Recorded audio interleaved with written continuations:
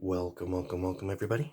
In today's video, I will be talking about knife ergonomics. Now in another video that I will hopefully upload before this one, I will have talked about knife clips. Some of these have not been in the video, some of these have. But I talked about good clips, bad clips, what to look for. So this one is just mostly about knife shape, proportions, ergonomics, aesthetics. So let's get into it.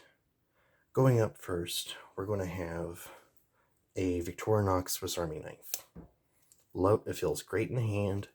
I personally like the aesthetics of how the tools look to the shape of the slightly oblong handle. I think it looks fine. I like how it's fun. It's popular for a reason. It's good for a reason. You know, I don't think there needs to be much said for the Swiss Army knife. Like, it is just a fantastic knife. They thought it through over 150 years, 125 years. You know, they've had time to perfect it. Personally, myself, I do not like having a lot of handle and not a lot of blade. There's like one or two knives I give in on because overall aesthetics work out. But to me, I like a fairly balanced handle to blade ratio. Now I know the handle has to be a little bit longer than the blade on a folding knife to get that blade in safely. I understand that. I allow for that. But there does come this weird point where it's like, that is just too much handle, not enough blade. And like, if this had just this blade here, that's too much handle, not enough blade. But that full-size blade, I like the length. It looks good. Going off with another traditional knife, we have a Buck knife here from 2006. Fantastic knife. A little wonky. To me, this is kind of pushing too much handle, not enough blade. The blade is the right length, but it's just there's something missing there. You go with this blade, it looks a lot better. And the knife feels great in the hand, just like the Victorinox. I also don't like my knives getting too wide like that without good reason. Swiss Army knife gets away with it because there's function to the thickness.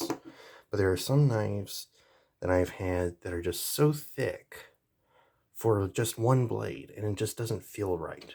And I hate to say this, as much as I love Ganzo, this knife is pretty thick for what you're getting.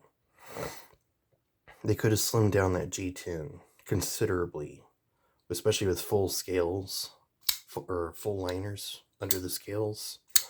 They could have made that a slimmer knife. But that's me. Some of you like a thicker knife. That's fine. Me, I like them a little bit slimmer if possible. Multi-tools, you know, you just got to find a multi-tool that feels good in your hand. They're all trying to pack a bunch of tools in one spot, and some of them work, some of them don't. We're not going to really get into multi-tools here.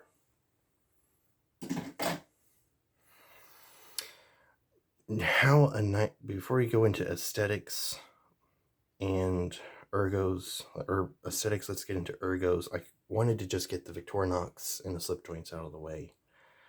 Let's go with the bug out. This is peak knife as knives go. I think this is a very good proportion between the blade and the handle. The blade is not too crazily shaped. The handle is not too crazily shaped. It feels good in the hand. And let's talk about aesthetics and ergos. Like, this feels good. It looks good. It behaves good. This knife, on the other hand, could turn a lot of people off. I mean, that's just a lot of handle, not a lot of blade. And you've got the forward finger choil, which I personally love. Some people don't. That's another thing to consider in a knife. To each their own. This knife is considerably more balanced, being a little bit longer looking. Perfectly fine. I love that. This knife here is hitting all the wrong spots on how it feels in the hand. Now, overall shape, like that choil there, this larger scoop, the jimping on the back, it's fine.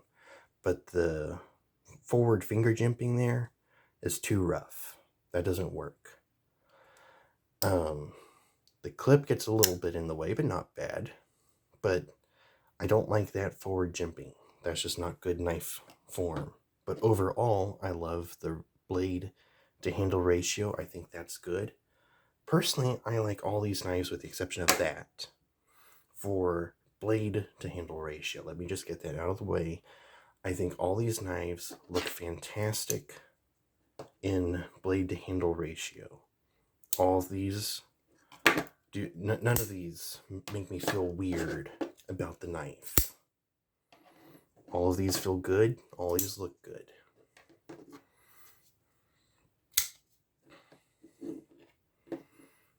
So, getting a little off camera there. Sorry about that, guys. This knife I hate.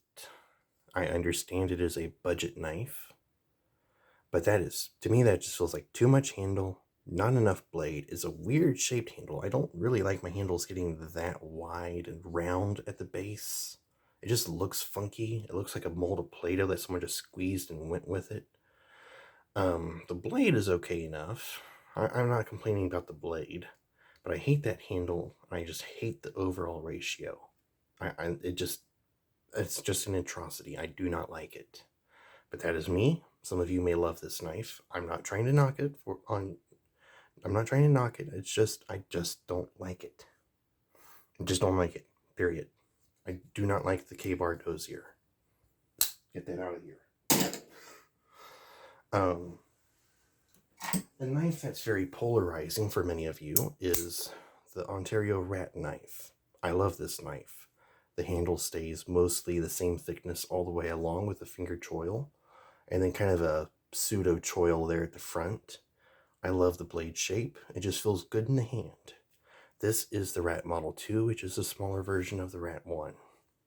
Fantastic knife. Everything about this feels good. I love it. This one was a bit of a hidden gem.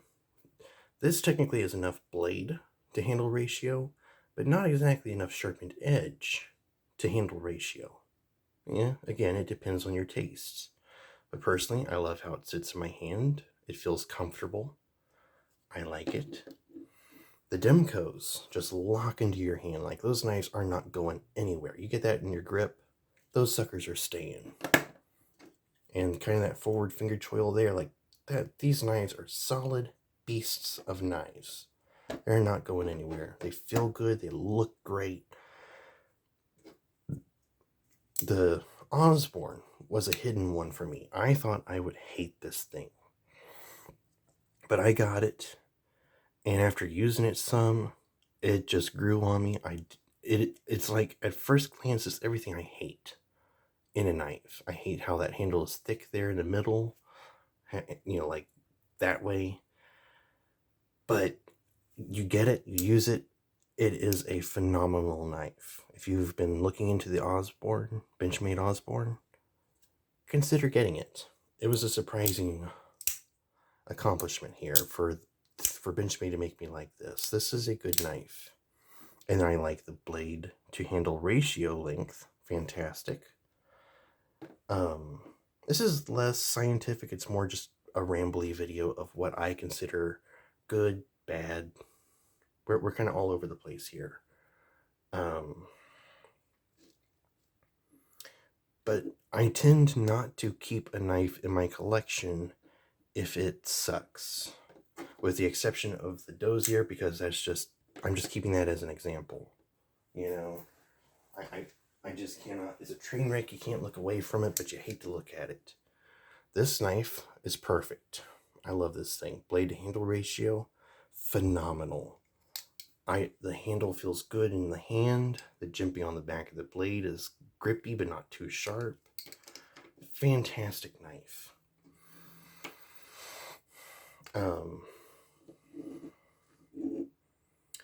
And something I should probably do is list off the models of the knives here in the video. Up first, we have the Victorinox Deluxe Tinker, my favorite small knife from Victorinox. Quote unquote on small, their normal size knives without going too overboard. This knife is a Buck 372-1 Collector's Edition 2006. I've got the smaller knife somewhere here in the apartment somewhere. It was a 2-pack. This is a Ganzo FH923. This is a Camillus Skiverus. Fantastic knife. Benchmade Bug Out. Bird Knives Robin 2. Bird Knives Meadowlark 2. Boker Plus Atlas Multi. This is just an Ozark Trail folding knife. They didn't really number it or name it. Just Ozark Trail from Walmart. SRM 9201. Fantastic knife. Demco AD 20.5. Benchmade Osborne 940 Osborne. And Ontario Knife Co. Rat Model 2. Those are the knives I'm showing in this video. I personally like all these knives. This one's probably the funkiest, for sure. This little Robin 2, I get it. It's a little funky. But it reminds me of a knife that I used to have when I was a little kid. That was an imitation of a Spyderco knife. It was a little smaller than this. And got it for 48 cents at a store. And I had it for years. It was fantastic. I got this more as a remembrance of that knife, rather than for the knife itself. My favorite handle, I think my favorite knife going on overall ergos and shape would be the Benchmade Bug Out. QSP Penguin is fantastic. Anything from QSP is wonderfully shaped. But yeah, I think all these are the essence of what a good knife is. They're all well balanced.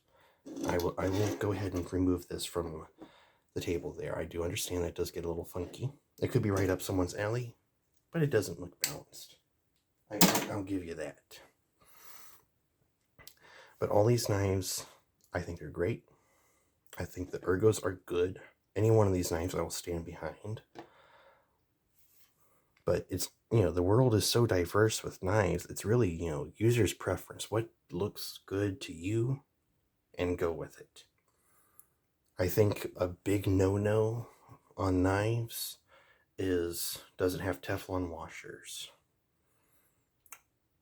That's just like the biggest turnoff for me, because that's just deteriorates the function of the knife. It works great for the first week, then after that the washers wear out and the blade wobbles, and you can never get it right again. Personally, I love ball bearing knives, like these 4 here. These have ball bearings in the thing. I think this one has ball bearings. Yep, that one's ball bearings. Because you can tighten those down to where there's no blade wiggle, and it still rolls quite nicely. Some of these knives, now this being a lockback, you're just going to have that pressure pushing down. But some of these knives that have normal washers, to have it to move freely without a lot of play, you're going to have wiggle, because for it to move, it needs to have room. I think that's the biggest thing to look for in a knife, period. Because most of these knives, they lock up great. They stay locked up. The biggest thing I think you ought to look for is Teflon washers. It's those little white plastic washers that you'll see in the pivot of the knife. But when it comes to ergos and aesthetics, this is all my preference. This may not be your preference. I like that big swoop, kind of a clip point knife here. Thing looks great. But for some people, that may not be your cup of tea. Some people really love this. I like it, but some people could really love it. This one's been popular because it's just like right down the middle. Everybody loves the Bug Out. It's a good design. I think this is probably peak knife shape to go with. And I think it's one reason why I like the Atlas Multius. It's very reminiscent of the Bug Out and how it's shaped. I think this is a very good knife. If you're wanting knife safety, I would pick one that has a lot of choils like this that your fingers can just lock into. This one maybe isn't as safe, because there's not a lot of stuff to grip in when you're holding the knife. Yeah, you've got the jimping on the back, Got a little jimping here that's not too abrasive, but there's not a lot to hold on to with that knife. Whereas like the Rat Model 2, you've got that big choil there, good jimping, good handle texture.